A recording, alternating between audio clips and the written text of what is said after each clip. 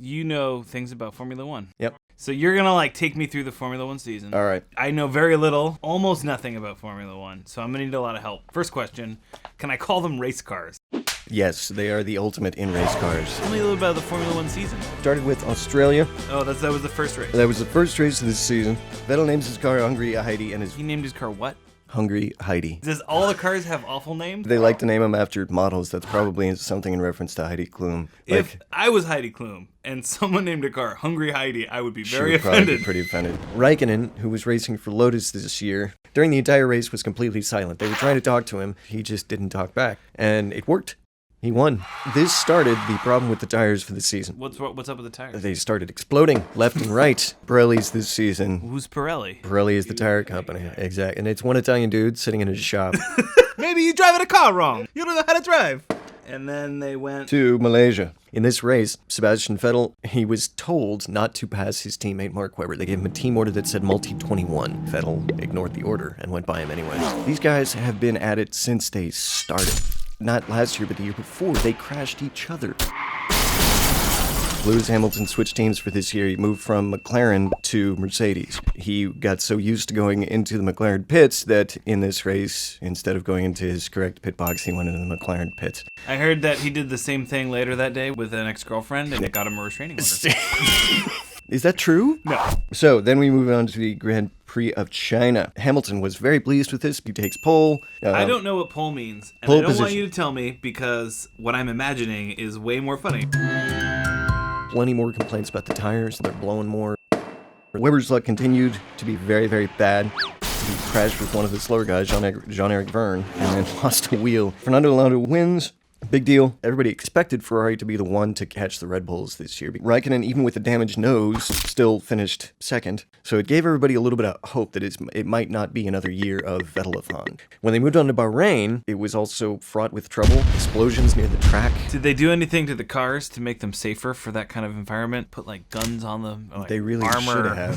Vettel wins again. It's not that big a deal. Then we had a bit of a thing with Lewis getting kicked out of his old garage. I'm just imagining him showing up at the garage being Right. like, hey! Yeah. That concludes like the beginning part of the season. Certain patterns are emerging. Tires are exploding all over the place. Sebastian Vettel. He's doing really well. Everybody is hoping he's going to have bad luck at this point. They're poking their voodoo dolls.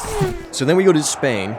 Nico Hülkenberg was stopped by the police and breathalyzed on the way to the track. If you're a Formula One driver, could you not? Could you just keep going? There's no way they're going to kiss you. Plenty more complaints about the tires. They're blowing more. But then Alonso took it home. Apparently, Mercedes also did some testing. The testing during the season is completely not allowed. When you said that Mercedes was doing illegal testing, they were trying to clone him. Cloning Vettel. We go to Monaco. So we have Massa crashed in qualifying, and then in the same place in the race. And soon after, Max Chilton crashes outside his boat.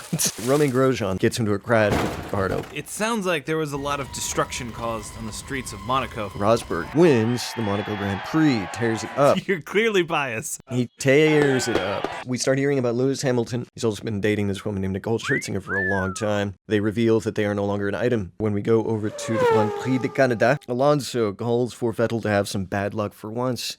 Vettel wins ahead of a charging Alonso, and then Massa crashes. From Canada, we're moving on to the Grand Prix of Britain to Silverstone. This is when we learned that Webber will actually leave. He's going back to Australia to be Mad Max. Kimi runs a logo, hashtag God Save Our Tires, on the car. Britain was won again by Rosberg, thank goodness. And Massa crashes in practice.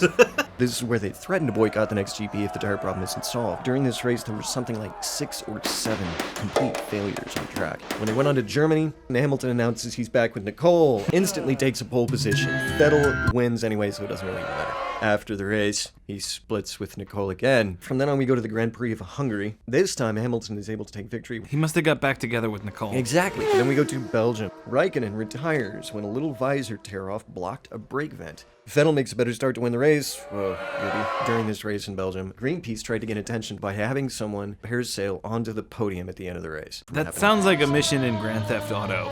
That takes us like most of the way through the season. Most of the way. What are people hoping for the rest of the season? 1, that Vettel might get some bad luck, and 2, that Pirelli will figure out what the hell's going on. How many more times can Mazda crash this season?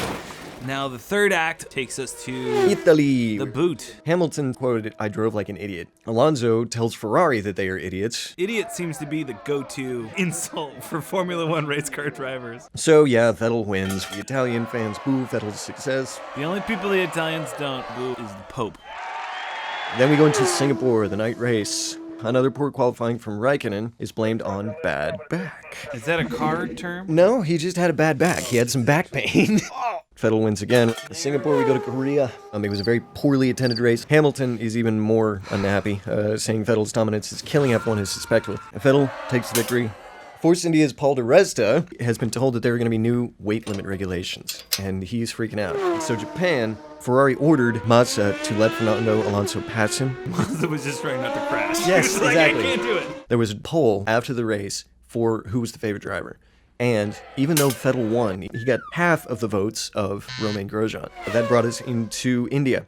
Vettel wins. Now, by this point, he's won the Drivers' Championship. It's There was clinched. nobody. It's over at this It's over. point. And he's greeted by boos. And Vettel revealed on the podium in India how he had been affected by the abuse It's really affecting him when he goes back to his Scrooge McDuck bank vault and dives into his money, pile all of those gold. supermodels, and cries himself to sleep. So then that takes us to Abu Dhabi. We're back into the Middle East. Vettel wins. This was also when Vettel started doing donuts. They find the team like an exorbitant amount of money. From Abu Dhabi to the United States Grand Prix. Kimi Raikkonen, complaining of back pain, had to sit out. Either that or he was just angry because he hadn't been paid. Vettel kicked butt. I feel like I haven't heard as much about bad tires in a little while. It seems like maybe Pirelli figured it out. From Austin. To the Grand Prix of Brazil, the close of the season. Vettel got the win. Great way to finish from Mark Webber. He finished the season second. He and Fettel hugged it out on the podium. They had a good time. That's the end of the season. That was it. For 2014, we got a whole lot of changes. With Webber leaving, Daniel Ricciardo is stepping into his seat. Kimi Raikkonen is taking Felipe Massa's place at Ferrari. Nicole has hinted that she wants to get back with Lewis. They've got a new race in New Jersey next year. The Bruce Springsteen Grand Prix. I, for one, am looking forward to next year. I am as well. I am now a Formula One fan. You have done your job. Good. But I still think the cars should have rockets. Rockets.